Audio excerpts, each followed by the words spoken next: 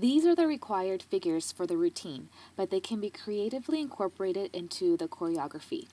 For example, while you do these patterns, you can change the formation of your group or do footwork while you play the figures. Just be sure that the shape of the pattern is clear and the rhythm is accurate.